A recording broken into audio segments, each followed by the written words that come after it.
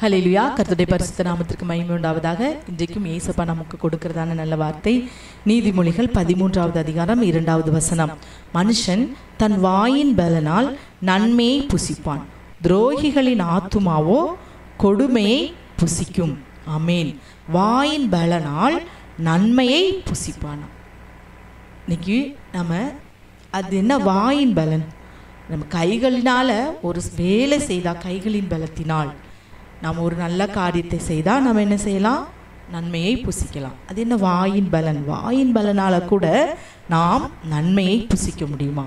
தன் வாயிலிருந்து வருகிற வார்த்தைகள் நமக்கு நன்மையான காரியங்களை தரும். துரோகிகளின் ஆத்துமாவோ கொடுமையை புசிக்கும். தன் வாயை காக்கிறவன் தன் பிராணனை காக்கிறான். தன் உதடுகளை விரிவாய் திறக்கிறவனோ கலக்கம் அடைவான். வாயை காக்கிறவன் பிராணனை காக்கிறான், அதே தன் வாயின் பலனால் நன்மையை புசிப்பான் என்று பார்க்கிறோம். இன்றைக்கும் அருமையான தேவனுடைய பிள்ளைகளே, நம் வாயிலிருந்து வருகிற வார்த்தை நமக்கு நன்மையும் தரும், நம் பிராணனையும் காக்குமா. அப்போ நம் வாயிலிருந்து வருகிற வார்த்தைகளை குறித்து ரொம்ப கவனமா இருக்கணும். சிறிய நாவு பெரிய காட்டையே கொளுத்து என்று பார்க்கிறது. இந்த நாவுக்கும் இந்த வாய்க்கும் அவ்வளோ பெரிய காரியம் இருக்கிறது. இந்த வாயிலிருந்து வருகிற வார்த்தை நம்மை நல்லவர்களாகவும் காட்டும், நம்மை கெட்டவர்களாகவும் காட்டும். நம்ம வாயில் பேசுகிற வார்த்தையினால ஒரு நிமிஷத்துல நம் வாழ்க்கையே முழுவதுமாக என்ன செஞ்சிடும்? கரைப்பட்டுரும். நம்மிடத்துல பேசுகிறவங்க நம்ம வாயிலிருந்து வருகிற 5 நிமிஷம் நம்மகிட்ட பேசி பார்த்தாலே இவங்க இவ்வளோ நம்ம வெளியே பார்க்கும்போது நல்லா இருக்காங்களே, பேசினா இவ்வளோ மோசமானவங்களா இருக்காங்களேன்னு சொல்லி காட்டுற அளவுக்கு அது இந்த வாய் என்ன செய்யும்? நம்மை எடுத்து காட்டிவிடும். ஆயுள் சக்கரத்தையே அது கொளுத்துமா. இது வரைக்கும் நீங்கள் வாழ்ந்த அந்த ஆயுள் சக்கரத்தையே அது காட்டிடும், வாயிலிருந்து வருகிற வார்த்தைகள். அப்போ நம் வாயின் வார்த்தைகளை குறித்து நாம் கவனமாக இருக்க வேண்டும். நீதிமொழிகள் 13:25 பார்த்தா, நீதிமான் தனக்கு திருப்தியாக புசிக்கிறான், துன்மார்க்கனுடைய வயிறோ பசித்திருக்கும். அப்போ இன்றைக்கு நம் வாயின் வார்த்தையினால நாம திருப்தியாக முடியும், நம்ம பசித்திருக்கவும் முடியும். இன்றைக்கு அருமையான தேவனுடைய பிள்ளைகளே, நம் வாயிலிருந்து வருகிற வார்த்தைகளை குறித்து நாம் கவனமாக இருக்க வேண்டும். விசுவாச வார்த்தைகளே பேசணும். வாயினால நாம் விசுவாச வார்த்தைகளை பேசணும். அவிசுவாச வார்த்தைகளுக்கு நாம் இடம் கொடுக்கவே கூடாது. இன்னைக்கு சிலர் பார்த்தீங்கன்னா வீட்டில் எதுவுமே இருக்கான்னு கேட்டால் இல்லைங்கிறதா பதில் வரும். அது இல்லை, இது இல்லை, அப்படி இருக்கு, இப்படி இருக்குன்னு சொல்லிட்டு குறைவே தான், இல்லைங்கிற வார்த்தை தான் வாயிலிருந்து வரும். நீங்கள் சில இடங்களில் கடைகளுக்கு நீங்கள் போயிருக்கும்போது பார்த்துருக்கலாம். வியாபாரிகள் என்ன பண்ணுவாங்கன்னா, சில பொருள் நம்ம கேட்டோன்னா இந்த கடைக்காரங்க இல்லைன்னு சொல்ல மாட்டாங்க. என்ன சொல்லுவாங்கன்னா, நீங்கள் நாளைக்கு வாங்க தரேன் அப்படி சொல்லுவாங்க. அப்போது இன்றைக்கு உலக மக்கள் என்ன சொல்கிறாங்கன்னா, வாயிலிருந்து வர வார்த்தை பாசிட்டிவாக இருக்கணும், அது நெகட்டிவாக இருக்கக்கூடாது.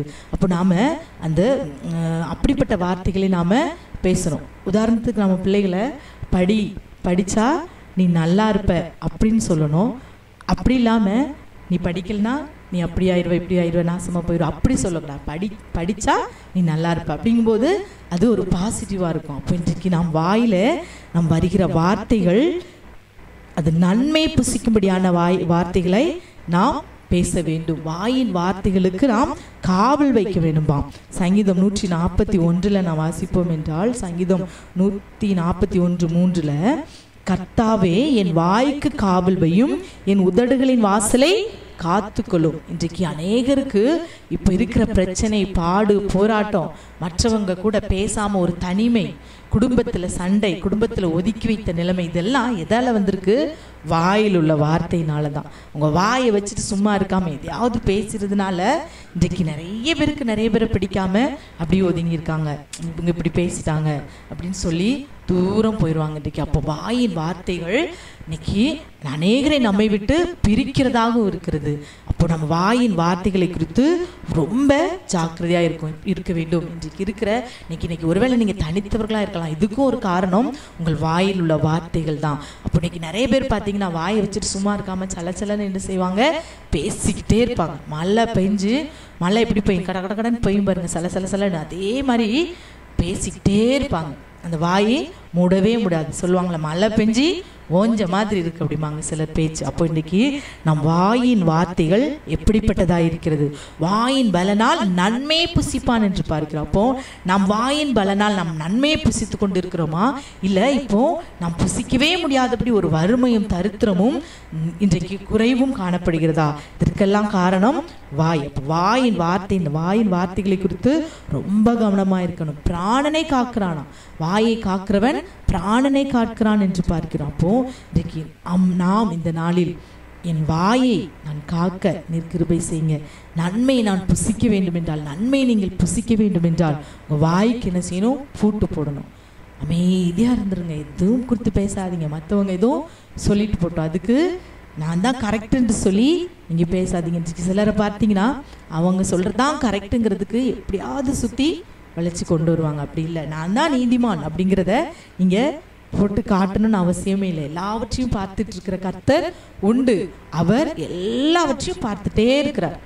நம்ம சுற்றி நடக்கிற காரியங்கள் எல்லாவற்றையும் அவர் பார்த்துட்டே இருக்கிறார். அதற்கு தக்க பலனை தருவார். தந்து உங்களை உயர்த்தும் போது உங்களை குறித்து இப்போ பேசுகிற எல்லா நாவும் என்ன செய்யும்? அடைபடும். எல்லாம் அடைபட்டு போகும், எல்லாம் அமைதியாயிருவாங்க. அப்போ உங்களுடைய நீதி விளங்கும். நீங்களா நான் நீதிமான் என்று சொல்லி நீங்கள் போட்டு எதுவும் பண்ண தேவையில்லை. அப்போ இன்றைக்கு அருமையான தேவனுடைய பிள்ளைகளே, இன்னைக்கு நல்ல வார்த்தையை பார்த்த வாயின் பலனால் நன்மை புசிப்பான் என்று. இன்றைக்கு நான் நன்மை புசிக்காமல் இருக்கிறதுக்கு ஒரு காரணம், வாயினாலே நான் வீணான காரியத்தை பேசுவது.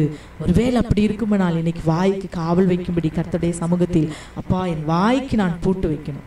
பூட்டு போட்டு உடைய சமூகத்தில் நான் துதிப்பதற்கு அல்லாமல் நான் வேற எதுக்கும் வாய் திறக்காதபடி நீர் இந்த நாளில் என் வாய்க்கு காவல் வைங்க. தாவீது சொல்றார், என் வாய்க்கு காவல் வையும், என் உதடுகளின் வாசலை காத்துக்கொள். என்னால காக்க முடியல, நான் ஏதாவது பேசுறேன், ஆனால் நீர் உதடுகளின் வாசலை நீர் காத்துக்கொள்ளும் என்று சொல்கிறார். நாமும் கூட ஜெபிக்கலாமா?